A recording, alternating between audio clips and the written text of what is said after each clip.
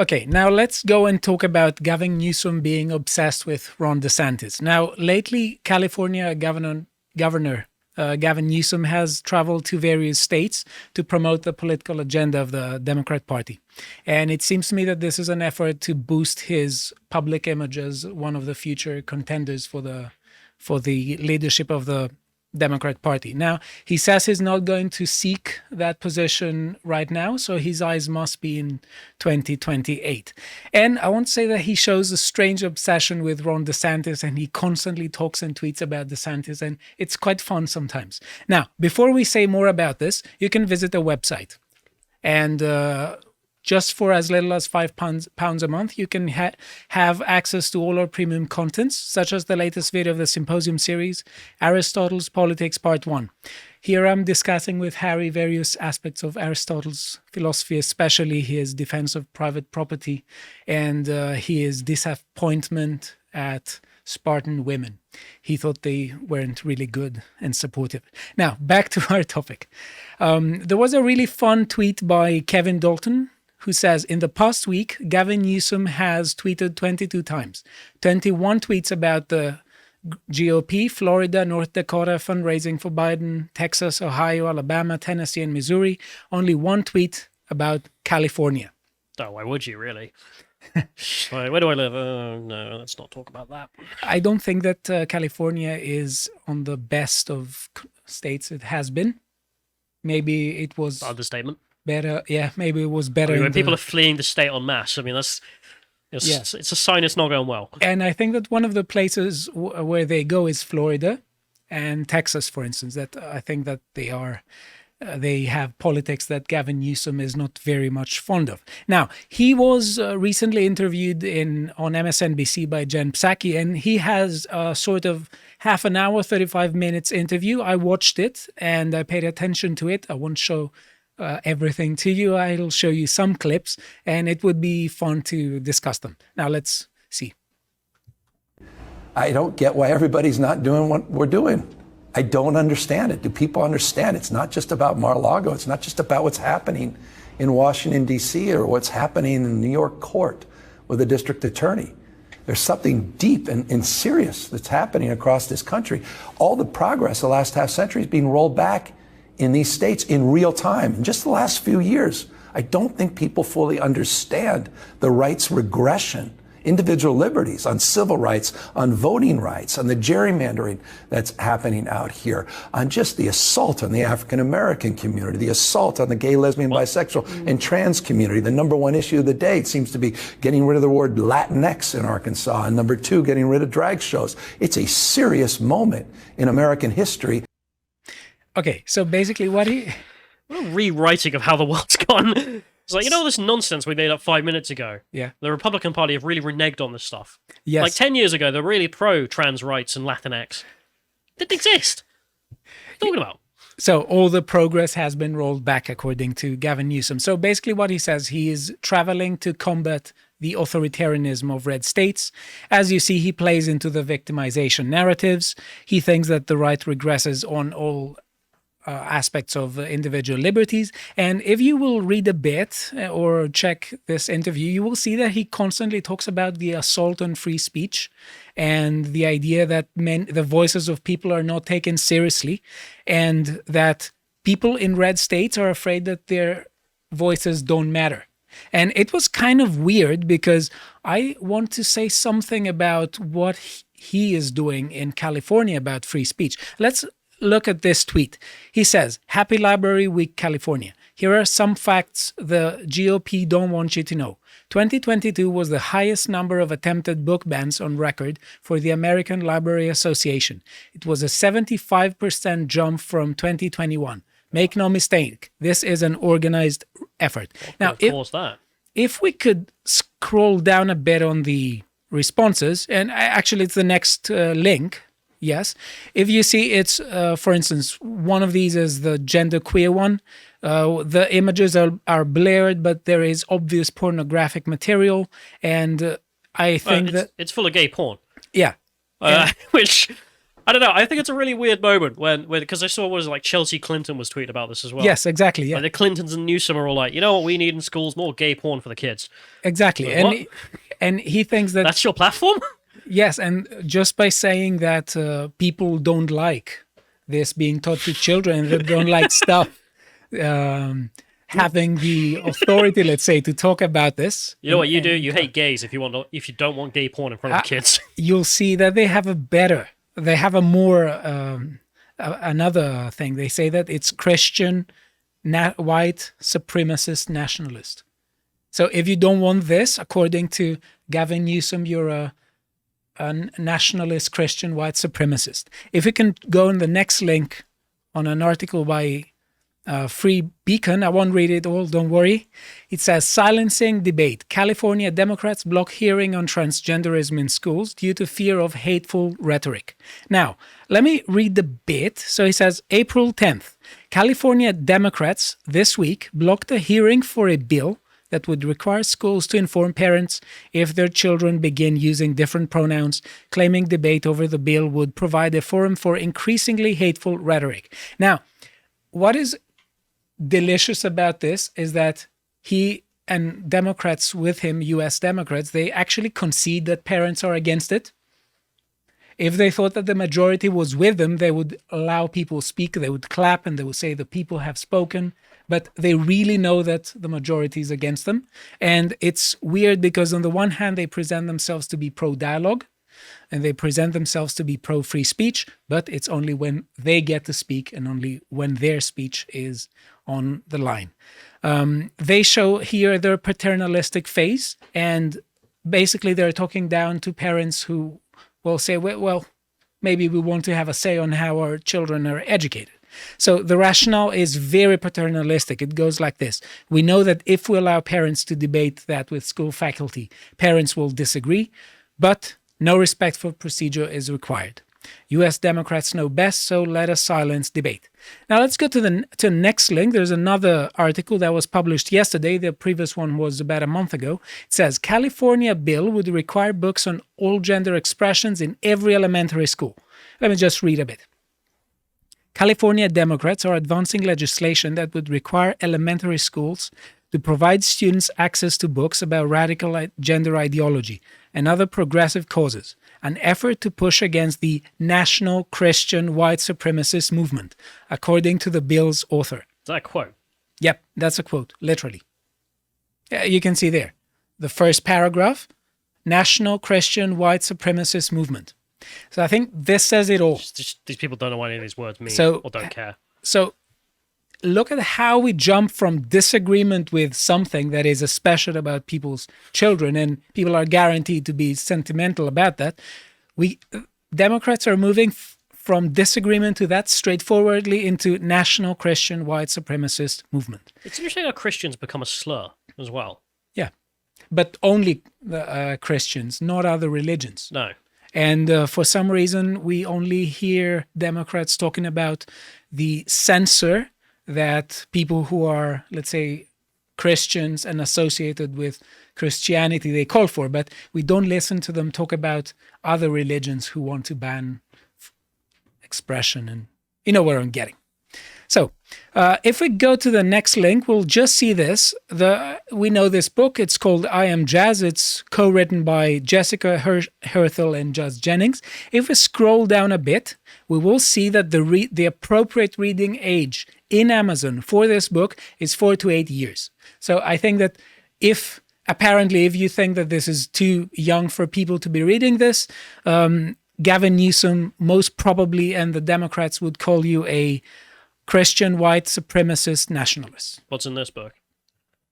It's the story of Jazz Jennings, who allegedly from 2 years old said that I'm transgender. Oh, great. And Great. It's a very wholesome story. Yeah, 2 years old. And usually speaking, when children are 2 years old that don't know anything, let alone being able to conceptualize something like that. But for some reason, this is a book that is required to schools by many. Okay, now back to the article. Books about people of all gender expressions would be required in every public and charter school, according to the current text of the bill.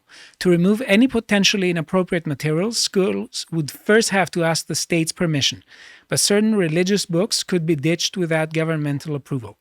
It represents an escalation of Democrats' nationwide efforts to advance teaching of progressive ideology in schools. In response to growing pushback against their agenda, driven by parents and championed mostly by Republicans, Democrats have tried to portray their opponents as bigoted authoritarians. So, there are 2 points here of sophistry that I want to point out, and it goes like this. Now, first is when you pretend you're open to I'll never be tired of saying this. You can't pretend to be open to dialogue on the one hand and demonize any position that disagrees with you. And point number 2, because right now they're trying to make the argument that the right wing is in favor of banning books. We are pro-free speech, so we are in favor of that. Yes. You want to ban gay porn for kids? Yeah. Whatever. Any porn, really, Yeah. for kids. So the You point freak. is, you can have indoctrination without book banning. I'm just thinking, for instance, of the Marxist paradigm.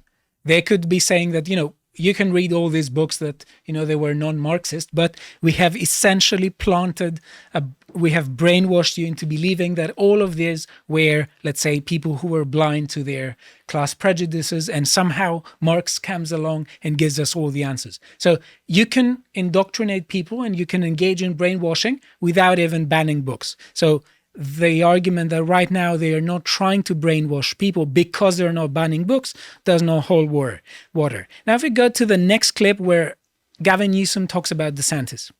Now, you mentioned Florida Governor Ron DeSantis. I do often. I know you've. I am fully. I know you've watched him a little bit over the course of the last couple of years. Not a fan. He has had some responses of late that have been hugely problematic, offensive, dangerous. I mean, one of them was going after the Manhattan District Attorney, echoing the language of former President Donald Trump with that threatening language, suggesting Democrats are weaponizing the judicial system. But you also are a very astute political guy. Do you think that is smart politics in the Republican primary? No, I thought he looked weak. He just looked weak. Weakness masquerading as strength. I watched all the folks out there, this Roger Stone types, all those MAGA guys, outraged and upset that DeSantis was a little slow being critical when the threat of indictment was first exposed by Trump himself. And they said, here's what he should have said. And there he just comes back a few days later and literally parrots it. Weakness masquerading as strength. You saw that, where the new sheriff in town is no longer Ron DeSheriff. It's Mickey Mouse, M-I-C-K-E-Y. Weakness masquerading as strength. All of Ron DeSantis' triumphs are about demeaning and bullying vulnerable communities. The one thing that connects them all in common, weakness masquerading as strength. So if you're not advising Governor DeSantis, I know that, but what is his political path here? Should he be running away from criticizing Trump? Should he be speaking up for the rule of law? He's going to get rolled by Trump. Trump's just going to roll him. Thumped. I honestly, if I were offering him political advice, I'd tell him to pack up and wait a few years. And actually do some of the hard work, which actually includes governing, not just identity and culture war. Actually go back and actually start to address some of the insurance issues, start to address some of the cost issues, and particularly cost of housing. These are very familiar. I'm very humbled by all of this. I understand the systemic trouble. I'm the first to acknowledge. I'm my own worst critic. I'd be working on some of those basic things. Okay. So, I can't get over it. Guy whose state is on fire, no one wants to live in, versus guy whose everyone is moving to. You know, he's doing things bad. He should try governing his own state. Yeah, he should go to governing. The guy who's doing it well, way better than you. People actually want to live there. He really needs to learn a thing or two from you, buddy. Like, he's just delusional. Would you get political advice from Gavin Newsom? No, I wouldn't either. So plenty of things to talk about here. We will address them, but as you pointed out, that was really funny. It's just Gavin Newsom talks to Ron DeSantis to stop engaging in culture wars, do some governing, and I think it's the exact opposite, that DeSantis should tell him to do some governing. Now let's watch the next clip. Power and control, dominance and aggression. Boy, those are themes you're hearing from these Republican governors. power, dominance, and aggression. Where's the empathy, care, collaboration, partnership? Doesn't exist, doesn't persist right now. And that's the core of this. And, you know, representative democracy, it's rather damn galling the way these things are redistricted. All these things are connected in that hierarchical structure. And by the way, you really start to appreciate that's not some new construct when you're here in the South. You start to understand the systemic sides of this. Sorry, Ron DeSantis. You know, AP, African American Studies, some indoctrination. Really? How about some illumination? I feel like my brain is dribbling out of my ear. Yeah, that's exactly why I put the segment together. So the thing is, he's talking about these studies, various studies that DeSantis is often very critical of. The thing is, there are some people who have put forward very, very, very radical positions, such as all white people are bad, and they are teaching that, and very few people speak against it. That's illumination, man. DeSantis. Now, I found an old clip yesterday. It's by someone called Kobe Gambon, and let's see the illumination that he is preaching. Now, how do I know that the white people know that we are going to come up with a solution to the problem? I know it because they have retina scans, they have what they call racial profiling, DNA banks, and they're monitoring our people to try to prevent the one person from coming up with the one idea. And the one idea is how we are going to exterminate white people, because that, in my estimation, is the only conclusion I have come to. We have to exterminate white people off of the face of the planet to solve this problem. Now, I don't care whether you clap or not, but I'm saying to you that we need to solve this problem because they are going to kill us. And I will leave on that. So we have to just set up our own system and stop playing and get very serious and not be diverted. Liberia, Rhodesia, you can go and check it out. What? Okay, so what sort of position do you think this person occupied? Oh, a perfectly reasonable one. What? Average center-left Democrat. I don't know where you're getting at. No, but I mean institutional position. That person was a professor in Florida, a psychology professor, and he was, I think, chair of the department. During his 30-year career at Florida A&M University, he held the role of department chair from 1985 to 1997, where his research has been particularly influential in areas relating to African Black psychology, cultural survival in the face of cultural oppression, and mental health. So he was in Florida, okay? Ron DeSantis thinks that these things are a bit extreme and they shouldn't be taught, and he is engaging in aggressive legislation to try to prevent these people from spreading forth this message. So it doesn't seem to me to be illumination. It's illumination, man. No. It's the Enlightenment, Yeah. the second coming. And one thing, if you noticed, Gavin Newsom was talking about structure and systemic affairs, how the whole system has been rigged against some positions. And we should end the talking about this particular video. We'll continue with other stuff by this delicious clip. Why not? I mean, I'm with Justice Brandeis. In a democracy, the most important office, he never said governor or president, he said the most important office is office of citizen. So yeah, if that's the worst case, I get to retire into that. I'm all for it because I want to be in peril not to be judged of not to have lived. We all have agency. We can shape the future. I say this all the time. We said it in Arkansas. Someone came up to me, amazing, a young activist, and she goes, "We're not victims." And I was like, and it just resonated with me. We're not. It's decisions, not conditions, that determine our fate and future. We have agency. We are our behaviors. Do you think he doesn't know if he's a Republican or not? Maybe too much preoccupation with DeSantis has messed him a bit.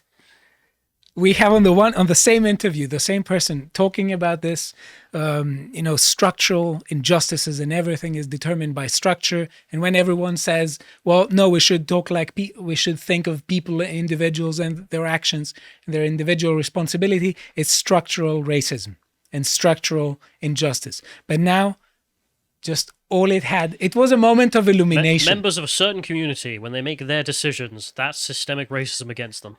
Yes. All right. Okay. All right. Now, the thing is, why is he obsessed with DeSantis? Let's watch DeSantis phrasing his position in his own words. We have embraced freedom. We have maintained law and order. We have protected the rights of parents. We have respected our taxpayers, and we reject woke ideology. Can't see where anyone's moving there. We fight the woke in the legislature. We fight the woke in the schools. We fight the woke in the corporations. We will never, ever surrender to the woke mob. Florida is where woke goes to die.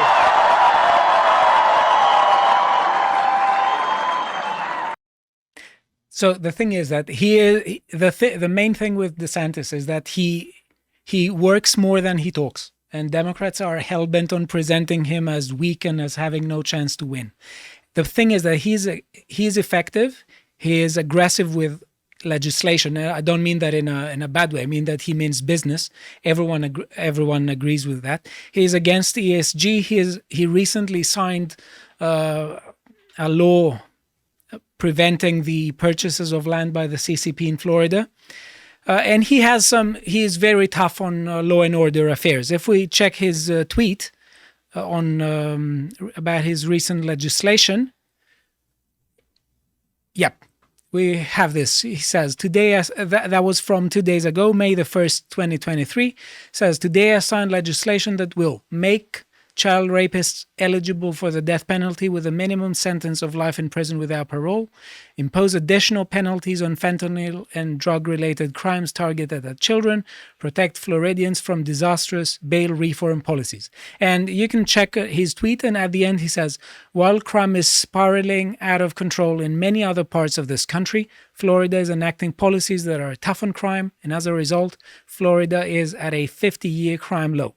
So the thing is that it seems to me that Democrats are targeting.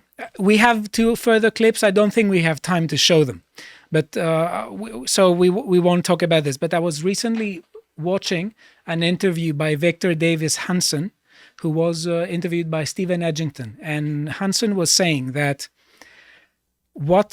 there's an issue with Biden. Of course, there are plenty of issues with Biden, but the point is that last time in 2020, Biden had the excuse of COVID and he couldn't campaign.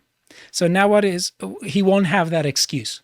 So what Democrats are trying to do is they're trying to basically prevent a match between Biden and DeSantis, because DeSantis is young and Biden is basically not on the best of he has ever been. And he was saying that if you check this interview, he says on the later bit, can we actually play clip 2? Yep. You can already see what the media is doing here in this country. They're running ads.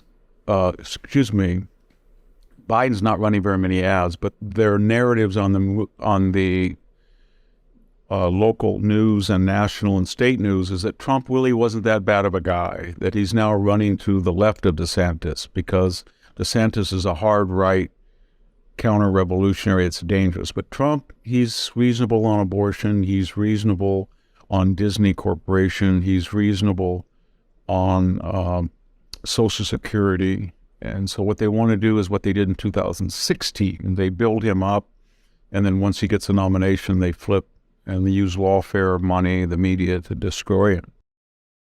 I think he has a point there.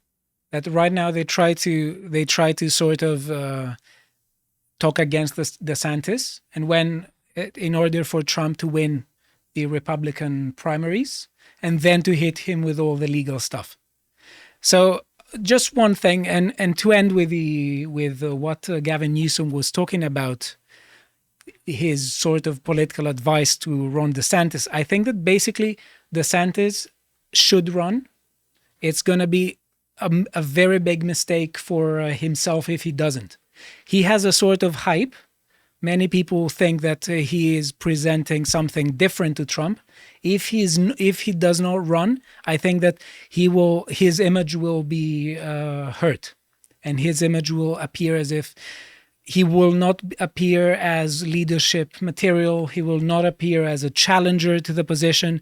And I think that even if he loses, it won't be so bad for him. It could be an honorable loss, because he will still have in that occasion 2 extra years of governorship of Florida to maintain the hype and possibly come back after, if he loses, possibly come to the next Republican primaries, possibly in 2028. So I think he doesn't have something significant to lose if he runs, and he only has to win. The question seems to me to be when. If you appreciated that segment from the podcast of the Lotus Eaters, you can go to lotuseaters.com to get access to all the premium contents on the site, such as the premium articles, this one on the new sovereignty, with an audio track for silver and gold tiers, of course. If you'd like to find out what else is being put out, you can follow on Getter at lotuseaters_com on Getter. Thank you and goodbye.